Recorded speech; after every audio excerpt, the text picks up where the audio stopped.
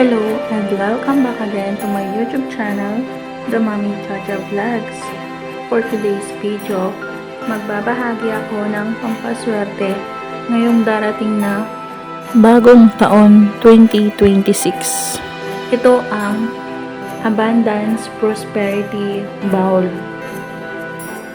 Mainam na magawa ninyo itong pampaswerteng ito para makaakit ng swerte, ng kasaganahan, ng kaunlaran at pagyaman sa darating na bagong taon 2026.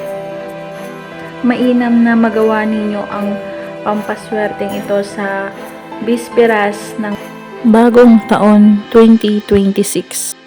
December 31 ng gabi ay magawa nyo na ito.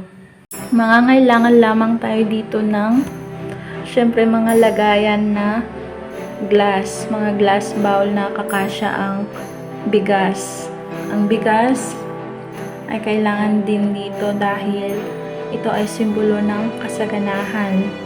At mangangailangan din tayo dito ng 12 pieces na bawang.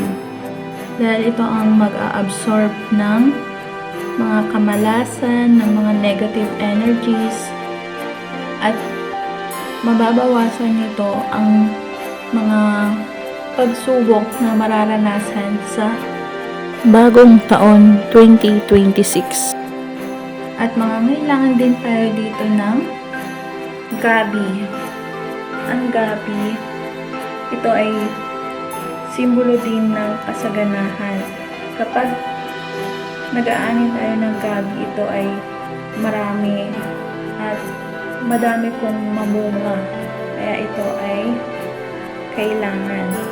At mangangailangan din tayo dito ng 12 pieces na coins. Ang coins ay ito naman ang magsisilbing protection at mag-aakit pa ng kasama niyang pera. Simbolo ito ng kayamanan. At mangangailangan din tayo dito ng 12 pieces na dahon ng laurel. Alam naman natin ang kapangyarihan ng dahon ng laurel.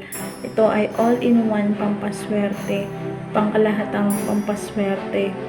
Bago mo itusok ang dahon ng laurel, pwede ka din mag-wish muna.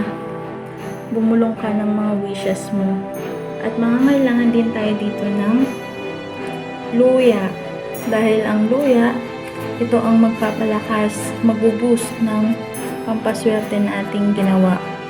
At the same time, ang luya ay isa din sa ginagamit na pampaswerte, pang-akit ng kasaganahan. Dahil ang luya, kapag ito ay namunga, ay sanga-sanga madami din. At mangangailangan din tayo dito ng pinakamataas na antas ng perang papel. Irorolyo lang ito gamit ang red ribbon para mas lalong maswerte ang pampaswerte natin ginagawa.